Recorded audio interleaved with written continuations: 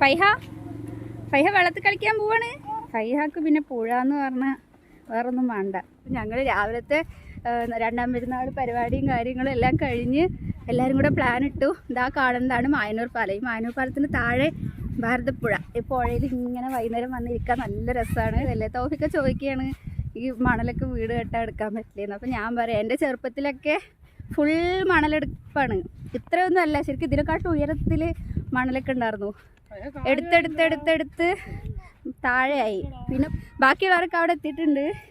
ഞങ്ങൾ കുറച്ച് ലേറ്റാണ്. ഫൈഹാനെ എടുക്കാൻ പറയുമ്പോൾ അവൾ വരുന്നില്ല, നടക്കാൻ പറയുക. ഈ മണലിങ്ങനെ നടക്കണമെങ്കിൽ കുറച്ച് എനർജി വേണം. കാലിങ്ങനെ പൂന്തി പോവും. ഫൈഹ എടുക്കണം അമ്മ, എടുക്കണ്ട അവിടെ. ഓക്കെ, അപ്പം നമ്മുടെ ആൾക്കാരൊക്കെ അതാ അവിടെ എവിടെയോ ഉണ്ട്, നമ്മൾ കണ്ടുപിടിക്കണം. ഇവിടെ ഈ നേരമായ കുറേ പേരിങ്ങനെ വരും. ജസ്റ്റ് വൈകുന്നേരത്തെ കാറ്റൊക്കെ കൊള്ളാനും ഇങ്ങനെ വരും. നമ്മുടെ ആൾക്കാർ എവിടെ കണ്ടുപിടിച്ചു.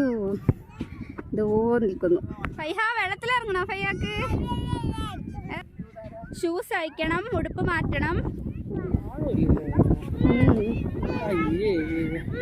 ഈ പുഴൻ്റെ ഒരു ഇതാണ്, നമ്മൾക്കിങ്ങനെ അടുത്താണ് തോന്നും. നടന്നാലും അവിടെ എത്തില്ല.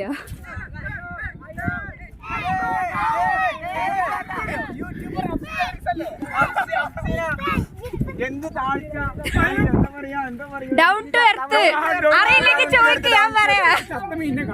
എവിടെ ചത്തമീനാ? അത് വയസ്സായി ചത്തായിരിക്കോടാ. ഇരുത്തോ? തലയിലും മേത്തൊന്നും ആക്കണ്ട. അതാ എല്ലാരും അങ്ങോട്ട് പോകുന്നു. കുറച്ച് വൃത്തിയുള്ള വെള്ളം നോക്കി നടക്കുകയാണ്. ഇവിടെ ഒന്നും അധികം ആൾക്കാർ ഇറങ്ങാത്തോണ്ട് ഒരു ചെളി ഇങ്ങനെ കെട്ടിക്കിടക്കുക. അപ്പോൾ ആൾക്കാർ ഇറങ്ങി ശീലമുള്ള സ്ഥലത്ത് ഇറങ്ങുകയാണെങ്കിൽ വലിയ സീനില്ല. വേറെ പാത്രം കഴിയില്ലാന്ന് പറഞ്ഞിട്ട് രണ്ടാം പെരുന്നാൾ വന്നിട്ട് മമ്മ വന്ന് മിണിങ്ങിട്ട് പോയാ പോരാ. പാത്രം കഴിയില്ലാന്ന് നിങ്ങൾ എന്ത് ചെയ്യണം, വന്നവരൊക്കെ കൂടി ഇരുന്ന് പാത്രമൊക്കെ ഒതുക്കി ഒന്ന് വീടൊന്നും. ഓക്കെ, നമുക്ക് ഇനി അടുത്ത പ്രാവശ്യം മുതല്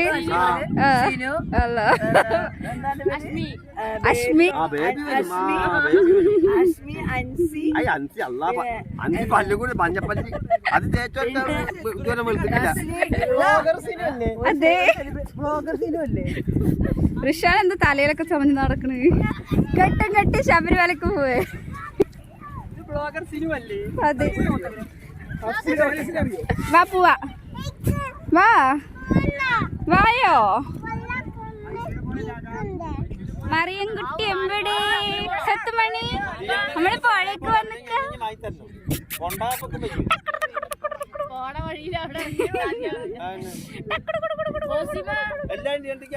നോക്ക്, ഇവിടെ യാസി കല്ലെടുത്തിട്ട് എറിഞ്ഞിട്ട് ഇതിന്റെ അക്കരെ എത്തിക്കുന്നാണ് പറയുന്നത്.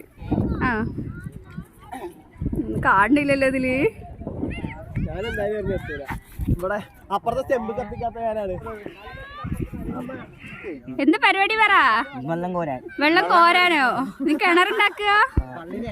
നമ്മള് കുളംകര കളിക്കാൻ പോവാണ്.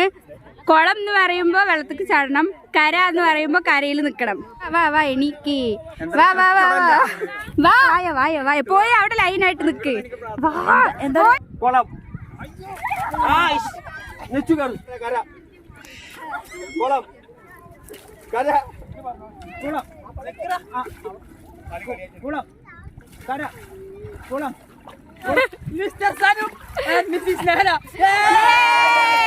കിണറ്റില് വെള്ളം കണ്ടു. വെള്ളം കണ്ടേ. അപ്പൊ നമ്മളെ വെള്ളം കണ്ടു. റിഹാല എവിടെ? അവനല്ലേ തുടങ്ങി വെച്ചത്. പൈസ അങ്ങനെയൊക്കെ ഉണ്ടോ?